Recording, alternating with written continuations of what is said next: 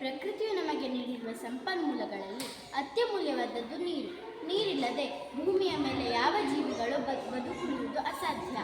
ನೀರಿನ ಮಿತವಾದ ಬಳಕೆ, ಅಂತರ್ಜಲವನ್ನು ಹೆಚ್ಚಿಸುವುದು, ನೀರಿನ ಮೂಲಗಳನ್ನು ಶುದ್ಧವಾಗಿಟ್ಟುಕೊಳ್ಳುವುದು ಮತ್ತು ನೀರಿನ ಮರುಬಳಕೆ ಇವನ್ನು ಒಟ್ಟಾರೆಯಾಗಿ ನಾವು ಜಲ ಸಂರಕ್ಷಣೆ ಎಂದು ಕರೆಯುತ್ತೇವೆ. ಭೂಮಂಡಲದಲ್ಲಿರುವ ನೀರಿನ ಪ್ರಮಾಣವು 97% ಉಪ್ಪು ನೀರು, 3% ಮಾತ್ರ ಸಿಹಿ ನೀರು.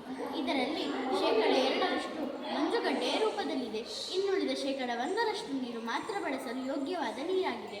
ಇಷ್ಟು ಕಡಿಮೆ ಪ್ರಮಾಣದಲ್ಲಿರುವ ನೀರನ್ನು ನಾವು ವಿವೇಚನೆ ಇಲ್ಲದೆ ಬಳಸುತ್ತಿದ್ದೇವೆ. ಇದರಿಂದಾಗಿ ನಾವು ನೀರಿನ ಕೊರತೆಯನ್ನು ಅನುಭವಿಸಬೇಕಾಗುತ್ತದೆ.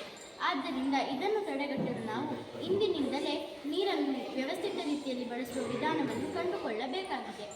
ಮಳೆಯ ನೀರು. ಇಂದು ನಾನು ನೀರಿನ ಸಂರಕ್ಷಣೆಯಲ್ಲಿ ಮಳೆ ನೀರಿನ ಸಂರಕ್ಷಣೆ ಎನ್ನುವ ಒಂದು ಮಾದರಿಯನ್ನು ಮಾಡಿದ್ದೇನೆ. ಮಳೆಯ ನೀರು ಮನೆಯ ಮೇಲ್ಛಾವಣಿಯ ಮೇಲೆ ಬೀಳುತ್ತದೆ. ಈ ಮನೆಯ ಮೇಲ್ಛಾವಣಿಗೆ ಒಂದು ರಂಧ್ರವನ್ನು ಕೊರೆದು ಪೈಪನ್ನು ಅಳವಡಿಸಿ ಆ ಪೈಪ್ ನೇರವಾಗಿ ನೀರಿನ ಶುದ್ಧೀಕರಣ ಡ್ರಮ್ಮಿಗೆ ಬರುವಂತೆ ನೋಡಿಕೊಳ್ಳಬೇಕು. ಮನೆಯ ಮೇಲ್ಛಾವಣಿಯ ಮೇಲೆ ಬಿದ್ದ ಮಳೆಯ ನೀರು ಪೈಪ್ನ ಮೂಲಕ ನೀರಿನ ಶುದ್ಧೀಕರಣ ಡ್ರಮ್ಮಿಗೆ ಹೋಗುವಂತೆ ನೋಡಿಕೊಳ್ಳಬೇಕು. ಇಲ್ಲಿ ನೀರು ಶುದ್ಧಿಯಾಗುತ್ತದೆ.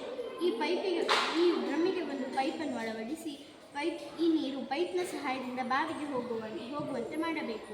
ಬಾವಿಗೆ ಒಂದು ಮೋಟಾರ್ ಹಾಗೂ ಪೈಪನ್ನು ಅಳವಡಿಸಿ ನಮ್ಮ ದಿನನಿತ್ಯದ ಕೆಲಸಗಳಿಗೆ ಹಾಗೂ ನಮ್ಮ ಮನೆಯ ಸುತ್ತಮುತ್ತ ಗಿಡ ಮರಗಳಿಗೆ ಬಳಸಿಕೊಳ್ಳಬಹುದು. ಇದರಿಂದ ನಮ್ಮ ಬಾವಿಯ ಅಂತರ್ಜಲ ಮಟ್ಟವು ಎಂದೂ ಕಡಿಮೆ ಆಗುವುದಿಲ್ಲ. ಮನೆಯ ಮೇಲ್ಛಾವಣಿಯ ಮೇಲೆ ಬಿದ್ದ ಮಳೆಯ ನೀರು ವ್ಯರ್ಥವಾಗಿ ಪೋಲಾಗುವುದನ್ನು ತಪ್ಪಿಸಬಹುದು. ಹೀಗೆ ಇನ್ನು ಕೆಲವು ವಿಧಾನಗಳಿಂದ ನಾವು ನೀರನ್ನು ಸಂರಕ್ಷಿಸಬಹುದು. ಉದಾಹರಣೆಗೆ, ಕಾರ್ಖಾನೆಗಳ ತ್ಯಾಜ್ಯ ವಸ್ತುಗಳನ್ನು ನೀರಿನ ಆಕಾರಗಳಿಗೆ ಹಾಕದೇ ಇರುವುದರಿಂದ ನೀರನ್ನು ಸಂರಕ್ಷಿಸಬಹುದು. ಹಾಗೂ ನಳ್ಳಿಗಳಲ್ಲಿ ಅನಗತ್ಯ ನೀರು ಪೋಲಾಗುವುದನ್ನು ತಡೆಗಟ್ಟುವುದರಿಂದ ನೀರನ್ನು ಸಂರಕ್ಷಿಸಬಹುದು. ಹೀಗೆ ಅತಿ ಅಮೂಲ್ಯವಾದ ನೀರನ್ನು ನಾವು ಉಳಿಸುವುದು, ಬೆಳೆಸುವುದು ನಮ್ಮ ನಿಮ್ಮೆಲ್ಲರ ಆದ್ಯ ಕರ್ತವ್ಯವಾಗಿದೆ. ಧನ್ಯವಾದ.